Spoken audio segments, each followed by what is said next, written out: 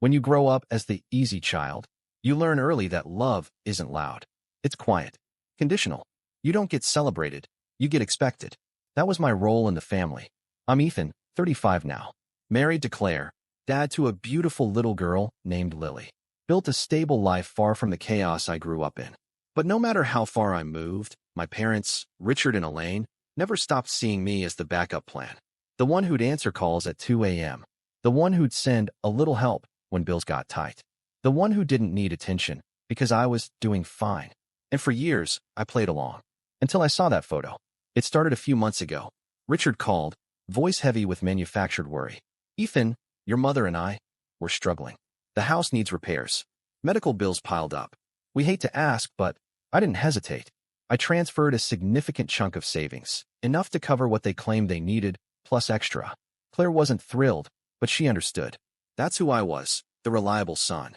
The one who took care of things, even when gratitude was rare. Weeks passed. No updates. No thank you. Just silence, which, in my family, meant transaction complete. Then one night, Claire was scrolling through social media when she froze. Ethan, have you seen this? She handed me her phone. It was a post from my sister Vanessa's account, the golden child, the perpetual princess. There she was, posing on a yacht. Caption, best surprise ever. Thanks, Mom and Dad, for the dream vacation. Love you. I felt my stomach drop. More photos followed, luxury hotels, spa treatments, designer shopping bags. And suddenly, the math made sense. My help wasn't keeping a roof over their heads. It was funding Vanessa's getaway. I didn't react right away. Years of being conditioned to stay calm had taught me how to swallow betrayal without showing cracks. But Claire saw it in my eyes. You need to say something. I nodded. But I wasn't going to yell. I wasn't going to beg for respect. I was going to end this cycle once and for all. I called Richard the next day. Kept my tone neutral. How's everything at home? He lied without missing a beat. We're managing. Thank you again for the help. It saved us. I let him talk. Let him dig the hole deeper. Then I asked, how's Vanessa enjoying the trip? Silence. For the first time, he stumbled. What do you mean? I didn't raise my voice. Didn't accuse. Just said. I saw the photos. The ones my money paid for. More silence. Then the excuses started. She's been going through a hard time. We thought she deserved something special. You wouldn't understand. You've always been stable. There it was. The old refrain. I was too successful to deserve fairness. Too independent to expect honesty. I ended the call with a simple statement. That was the last deposit you'll ever get from me. And I meant it. But I wasn't done. Because cutting them off financially wasn't enough. They needed to understand that using me came with consequences. I met with my lawyer, Mr. Caldwell, the following week. We reviewed every transfer, every message where they'd framed their requests as emergencies. He nodded, lips tight. Legally, it's murky. But reputational damage? That's another story. I didn't want revenge. I wanted freedom. And sometimes, freedom comes when people finally see the truth, even if it's messy. Claire supported every step. She'd watched me bend over backwards for years, only to be treated like an ATM with a heartbeat. Whatever you decide, she said, make sure it's something that ends this. For good. So that's exactly what I planned to do. Because this wasn't just about money. It was about reclaiming the respect they'd quietly stolen with every favor they never intended to repay. The first thing I did was simple. I blocked their access. New bank accounts. New phone settings. No more late-night calls answered out of guilt. Claire watched me as I closed every door Richard and Elaine used to walk through whenever they needed something. How does it feel? She asked. I didn't smile. I just said, like I should have done this years ago. A week passed before they noticed. Then the text started. First, from Elaine. We need to talk. It's important. Then Richard. Ethan, don't be childish. Family helps each other. Funny how help only went one way in their dictionary. I ignored both. Because silence wasn't pettiness. It was the boundary they never believed I'd hold. Then Vanessa tried. Her message was classic golden child energy. I don't know why you're so upset. It was just a vacation. You've always been the successful one. Why can't you be happy for me? I laughed when I read it. Because that's how deep the entitlement ran. In her mind, my success erased my right to fairness. I didn't reply. Not because I didn't have words, but because I knew she wouldn't understand a single one of them. That's when Richard escalated. He showed up at my office. No call. No warning. Just walked into the lobby like he still had a place in my life. My assistant buzzed me. There's a Mr. Richard here to see you. I sighed. Told her to tell him I wasn't available. But he didn't leave. He waited in the parking lot for 2 hours. Like persistence would wear me down the way it used to when I was a teenager, desperate for approval. When I finally left for the day, he approached. Voice low. Fake calm. Ethan, let's be reasonable. I looked him dead in the eye. Reasonable? Like asking your son for emergency money and spending it on cruises and designer bags. His jaw tightened. We raised you. We made sacrifices. You owe us some gratitude. There it was. The debt narrative. The belief that parenting wasn't love, it was an investment expecting returns. I shook my head. I've already paid more than enough. You just never kept track because you assumed I'd never stop giving. He started to speak again, but I cut him off. We're done here. Don't come to my job again. And I walked past him. Because nothing says power like refusing to engage when they expect you to break. Claire was waiting when I got home. Lily ran up to me, blissfully unaware of the storm outside our little bubble. And in that moment, I realized. This is the family that matters. The one I built. The one that doesn't see me as a wallet with a pulse.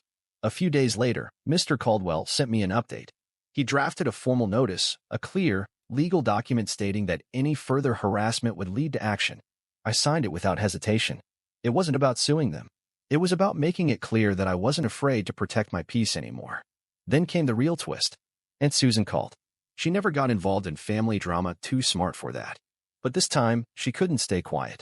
Ethan, I thought you should know. Your parents have been telling everyone you abandoned them. That you're ungrateful. That you've cut off contact for no reason. I laughed bitterly. Of course they did. Rewrite the story. Play the victims. Paint me as the cold son who forgot where he came from. Aunt Susan wasn't buying it. I told them they were fools. That they drained you dry and finally hit a wall. I thanked her. Not because I needed validation, but because it was nice to know at least one person on that side of the family saw through the performance. That night, Claire and I sat on the couch. Hey guys, please don't forget to subscribe and leave a comment if you have any feedback. Let's go to the story. Going over the last few months. She asked, do you think they'll ever stop? I thought about it. Then said, they'll stop when they realize I don't care who believes their version of the story. Because I know the truth, and that's all I need now.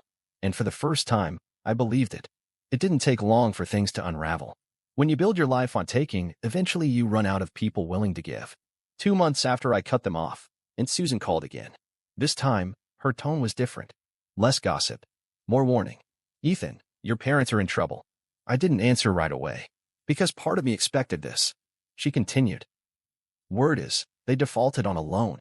Maxed out credit cards. There's talk of legal action. I closed my eyes, exhaled slowly. Of course, when my money stopped flowing, they didn't adjust their lifestyle. They just borrowed against a future that didn't exist. Probably assuming that when things got bad enough, I'd swoop in, like I always did. A week later, it got worse. I got a call from Deputy Harris. Richard had been caught trying to sell assets he didn't fully own, including a car technically under lien. It wasn't prison-level trouble, but it was enough to spark public embarrassment. Enough to make the whispers in our small town a little louder. Deputy Harris was professional, but I could hear the subtext when he asked, any chance you'll be helping them sort this out? I answered clearly. No. They made their choices. And for once, no one tried to guilt me about it. Because by now, even the people who used to defend them had started connecting the dots. Vanessa tried again. This time, her tone was less entitled, more desperate. Ethan, they're struggling. You can't just sit back and watch this happen. I replied with a single message. They watch me drain my savings to fund your spa days. I think they'll survive. She didn't respond. Because there was nothing left to say. Claire and I talked about it that night. She asked if I felt guilty. I thought about it. Really thought about it. And realized. I didn't. Not even a little. Because guilt only thrives when you believe you've done something wrong. And protecting yourself isn't wrong. It's survival. Mr. Caldwell called with one final update. I've officially served them with the notice. If they contact you again, we will proceed. I thanked him. Not because I wanted legal battles, but because it felt good knowing that, this time, I wasn't bluffing. This wasn't a family spat. This was me reclaiming years of being treated like a resource instead of a son. A few days later, Aunt Susan sent me a photo. It was Richard and Elaine, leaving what looked like a courthouse. No smiles. No bravado. Just two people who finally realized the well had run dry. Her message said, they're saying you abandoned them, but everyone knows the truth now. I stared at the picture for a while. Not with satisfaction. With closure. Because I didn't need them to fall apart to feel vindicated. I just needed to see that, without me propping them up, they were forced to face the reality they'd ignored for years.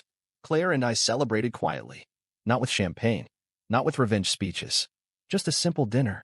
Lily danced around the living room, laughing at cartoons, completely untouched by the drama that had consumed my side of the family. And that's when it hit me. I broke the cycle. I made sure my daughter would never grow up thinking love was a transaction. That support came with a receipt.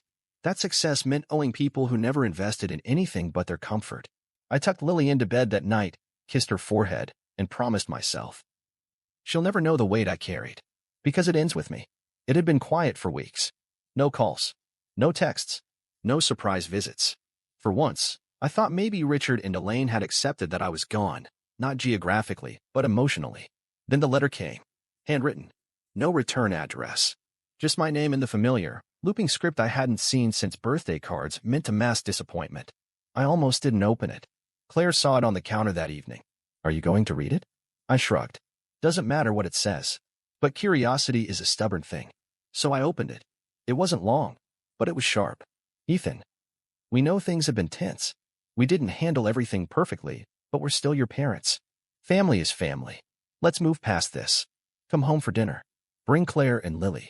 The door is open. Mom and Dad. No apology. No acknowledgement. Just a blanket invitation, as if time alone was supposed to erase betrayal. I handed it to Claire.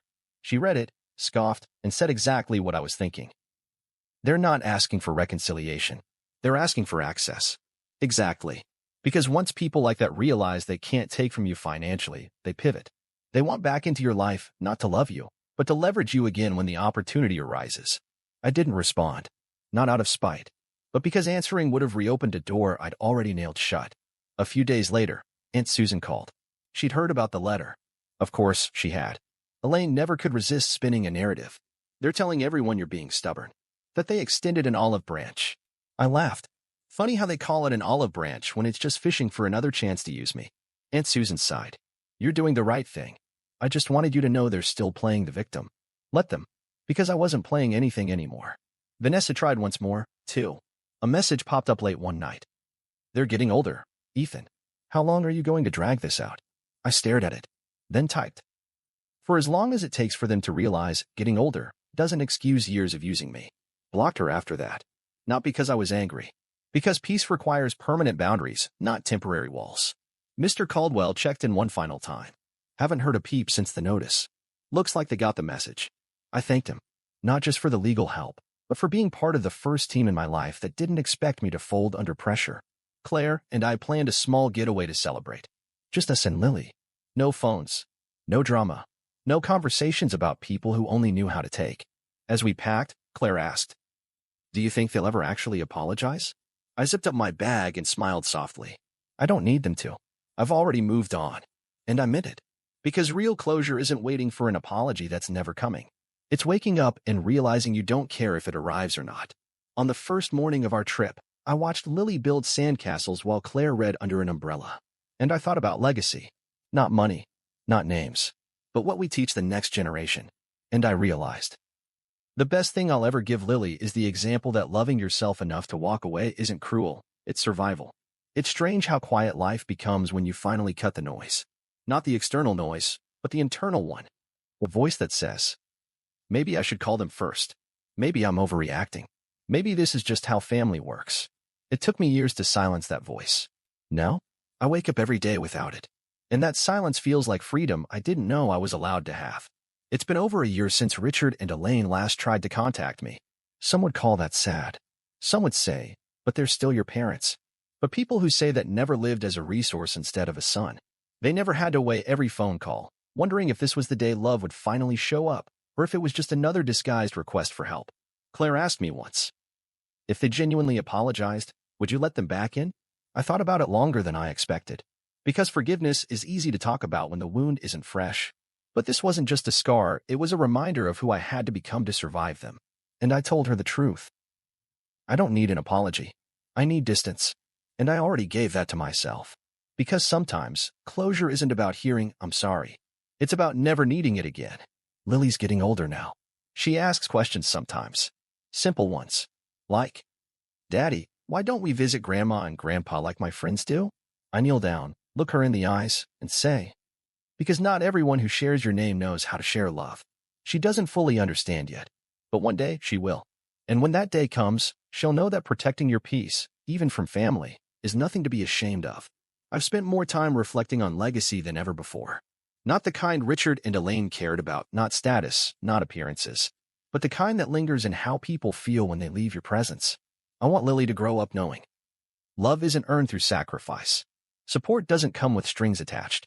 Saying no doesn't make you difficult, it makes you whole. That's the legacy I'm building now. One boundary at a time. I joined a local group, people who've gone low or no contact with their toxic family. Not to dwell on pain, but to share stories of survival and rebuilding. Hearing others speak about the same guilt, the same manipulation tactics, the same, but we're family, excuses, it reminded me I wasn't alone. And neither are they. We don't sit around bashing our relatives. We talk about what comes after. About how strange and beautiful it is to wake up one day and realize I don't owe anyone access to my life just because we share DNA. Aunt Susan remains the only thread connecting me to that side of the family. We meet for coffee once a month. She updates me not because I ask, but because she knows I like to stay informed on my terms. Last time we met, she said. They still act like they don't know what they did wrong. I smiled. That's fine. I'm not in the business of teaching adults how to respect their son. She raised her cup to that. Because some people will never understand how they lost you, and that's not your job to fix. I've started journaling again. Not about them. About me. About the life I'm building without the weight of old expectations. Pages filled with things like peace is when you no longer flinch at your phone ringing. Success is measured in how little you tolerate being disrespected. Walking away isn't quitting. It's choosing to win elsewhere. Those words aren't for anyone else. They're for the version of Ethan that stayed too long, gave too much, and thought endurance was love. Sometimes, I catch myself driving past familiar streets. The ones that used to lead to Richard and Elaine's house. I don't turn in. I don't slow down. I keep driving. Because that's what healing is, forward motion without the urge to look back. If they ever reach out again, I know exactly what I'll do. Nothing. Not because I'm cruel, but because I'm done translating their manipulation into obligation. I've already answered every question they'll ever ask with my silence. Claire, Lily, and Susan, they're my family now. And that's more than enough. Because family isn't built on guilt trips and expectations. It's built on respect, safety, and choice. So no, I didn't destroy my family. I just removed myself from a system designed to drain me. And in doing so, I built something better. Something real.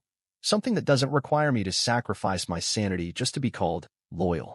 If anyone asks how I did it, how I finally walked away, I'll tell them this. I realized that being a good son doesn't mean being a lifelong victim. And the second I learned that, I was free.